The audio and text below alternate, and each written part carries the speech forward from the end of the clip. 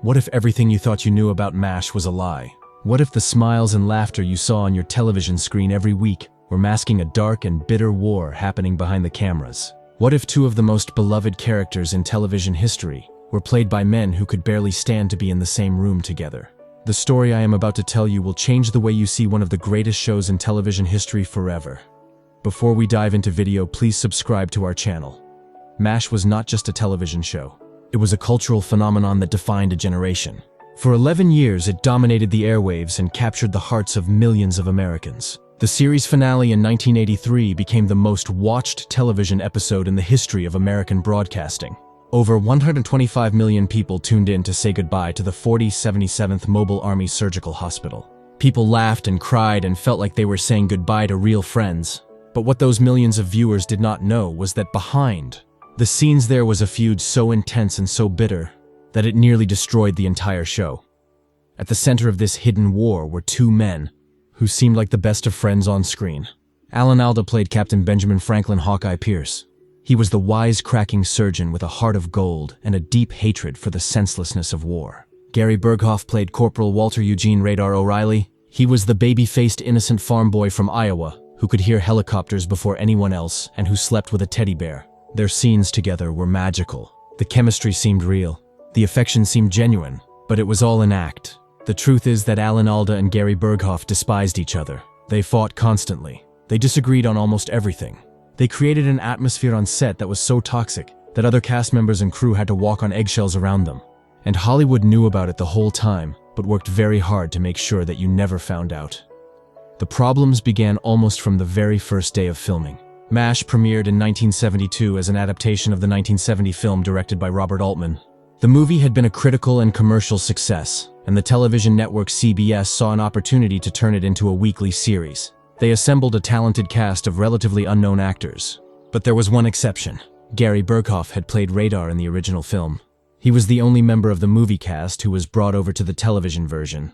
This gave him a unique position. He felt ownership over the character in a way that no one else could claim. Alan Alda was cast as Hawkeye, even though the role in the film had been played by Donald Sutherland.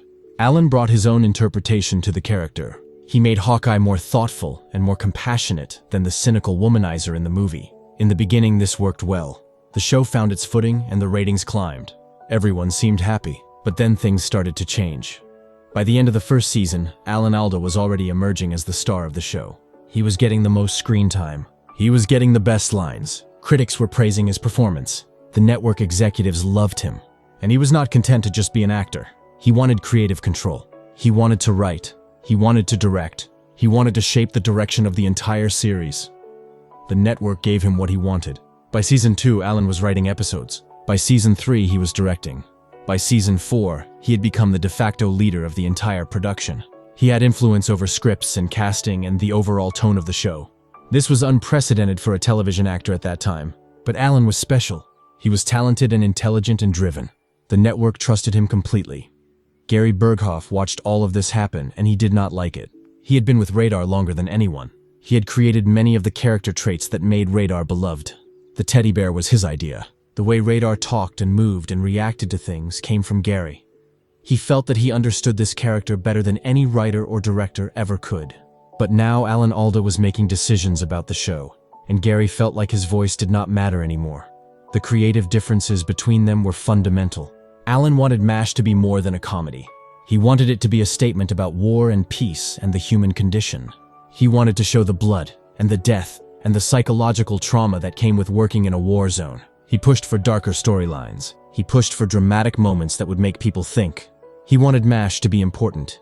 Gary disagreed with this approach. He believed that Radar should remain pure and innocent throughout the series. He thought the character represented hope and goodness in the midst of chaos. He did not want Radar to become jaded or corrupted.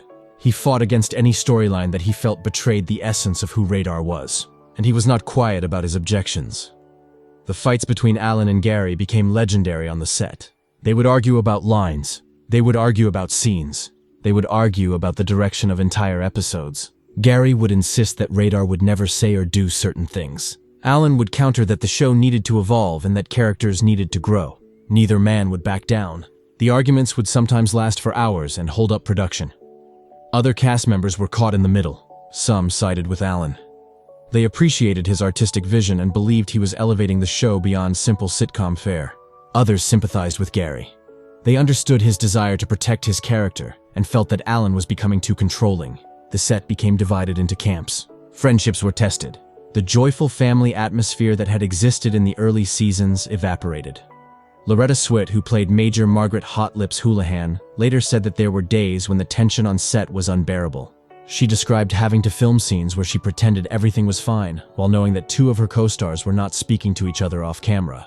Mike Farrell, who joined the cast in Season 4 as Captain BJ Honeycutt, walked into a situation that was already toxic. He tried to be a peacemaker but quickly learned that the rift between Alan and Gary was too deep to bridge. One incident that has been described by multiple sources occurred during the filming of an episode in Season 5. Alan had written a script that featured a romantic subplot for Radar.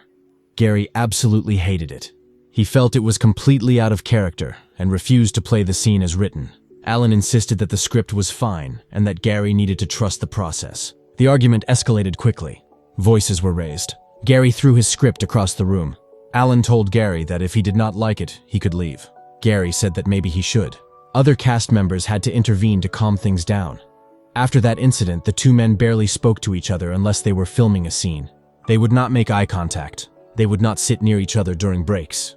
The crew learned to keep them separated as much as possible. It was like managing two prize fighters who hated each other, but had to get in the ring together every day. The situation took a toll on Gary Burghoff. He was already dealing with personal problems. His marriage was falling apart. He was going through a painful divorce and fighting for custody of his daughter. He was also suffering from physical issues. He had been born with 3 fingers on his left hand that were shorter than normal. This condition caused him chronic pain that got worse with the long hours and physical demands of television production. He was stressed and exhausted and felt like he had no support from the people he worked with. Alan Alda showed little sympathy for Gary and his struggles. According to people who were there, Alan viewed Gary as difficult and unprofessional. He felt that Gary was too emotional and too protective of his character. He believed that actors should serve the story and not the other way around. He had no patience for what he saw as Gary putting his own ego ahead of the good of the show. By 1979, Gary Burghoff had reached his breaking point. He could not take it anymore. The constant fighting with Alan had worn him down. The long hours and the physical pain and the personal problems in his life had become too much. He made the decision to leave MASH. It was one of the most difficult decisions of his life. Radar was beloved by millions. The show was at the height of its popularity. Walking away meant giving up steady work and a good salary and the adoration of fans.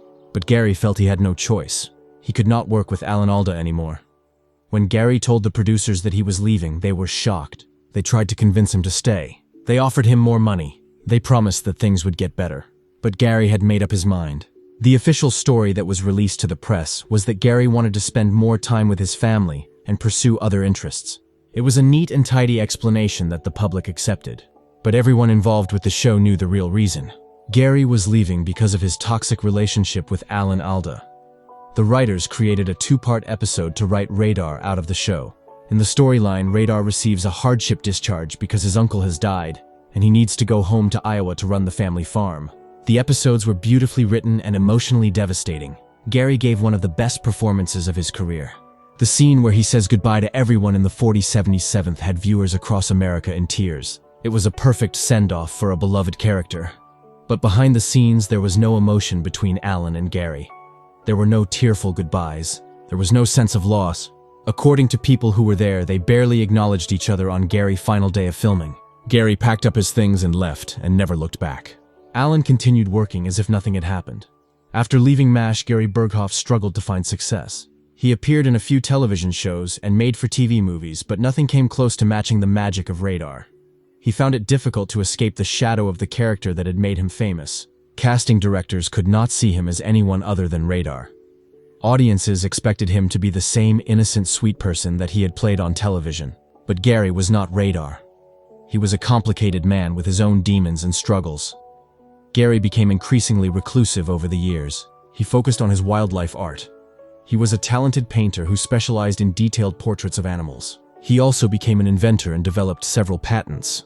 He gave very few interviews, and when he did, he was always careful about what he said regarding MASH. He would speak fondly of the show and the character, but he never discussed the real reasons he left. He never talked about Alan Alda. The silence was telling. Meanwhile, Alan Alda continued to thrive. He stayed with MASH until the series ended in 1983. He wrote some of the most memorable episodes of the entire run, including the series finale Goodbye, Farewell, and Amen. He won Emmy Awards for his acting and his writing and his directing. He became one of the most respected figures in all of television. After MASH ended, he had a successful film career. He appeared in movies like Crimes and Misdemeanors and The Aviator. He wrote books about communication and science. He became a beloved public figure, known for his intelligence and his charm. For decades, the feud between Alan Alda and Gary Burghoff remained hidden. It was one of Hollywood's best-kept secrets. Neither man would discuss it publicly. The other cast members stayed loyal and refused to confirm the rumors. The official narrative remained that Gary left for personal reasons, and that everyone from MASH remained friends. The truth was buried under layers of carefully managed public relations and non-disclosure agreements and simple loyalty to the show that had made them all famous. But as the years passed and people retired and some passed away, the real story began to emerge. Loretta Swit gave interviews where she hinted at serious conflicts on set without naming names. Mike Farrell wrote in his memoir about the tension and the difficulty of navigating the politics of the production.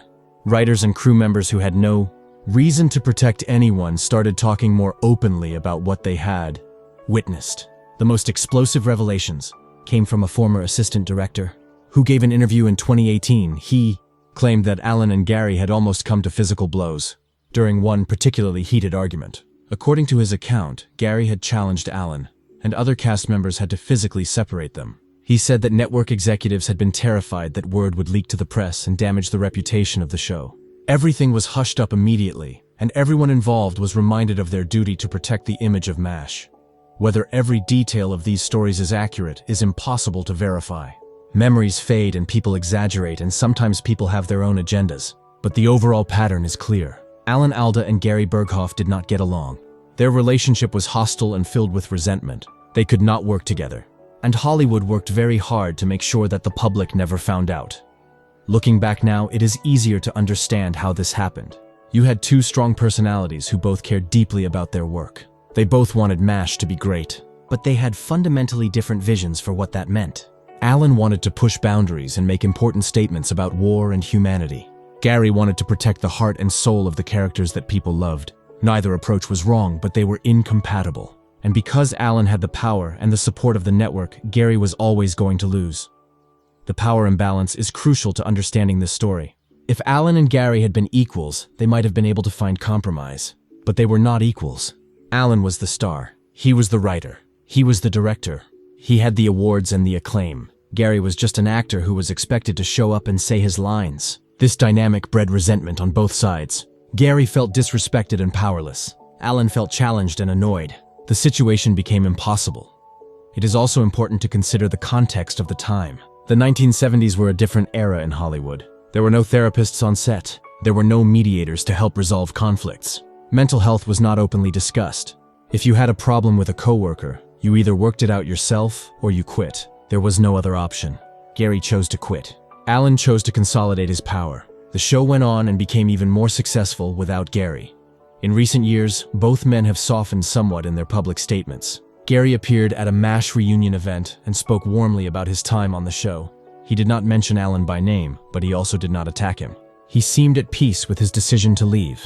Alan has said in various interviews that he has respect for all of his former castmates. He has never directly addressed the rumors about his relationship with Gary. The closest he has come is saying that making television is hard and that not everyone always gets along, but that the work is what matters. So, did Alan Alda truly hate Gary Burghoff? Hate is a very strong word. It implies a deep personal animosity that may not be accurate. What seems clear from all the evidence is that they did not like each other. They did not respect each other's approach to the work. They could not find common ground. They fought constantly. Their relationship was toxic. Whether that constitutes hatred is something that only the two of them can answer. What is absolutely certain is that Hollywood tried to hide this truth for a very long time. The image of MASH as one big happy family was carefully constructed and fiercely protected. Any hint of discord was quickly shut down. Stories were managed. Interviews were controlled. The public was fed a narrative that supported the brand and protected the legacy of the show. This is not unusual in the entertainment industry. Hollywood has always been built on illusions and carefully crafted images. The reality behind the curtain is often very different from what appears on screen. But truth has a way of eventually coming to light. People talk. Secrets are revealed. The carefully constructed facades crumble. What we are left with now is a more complete and more human story. MASH was a brilliant show created by talented people who sometimes did not get along. That does not diminish what they accomplished. If anything, it makes their achievement more impressive. Despite all the personal conflicts and bitter feuds, they managed to create something truly special that has endured for over 50 years. The legacy of MASH remains strong. It is still considered one of the finest television series ever made. The writing is still studied in film schools. The performances are still celebrated. The impact on popular culture is still felt. Younger generations continue to discover it through streaming services and reruns. The show has transcended its era and become timeless. But now we can appreciate it with full knowledge of what it took to create it and the personal costs that were paid by the people involved. Alan Alda and Gary Burghoff gave us characters that we loved. They gave us moments that made us laugh and cry.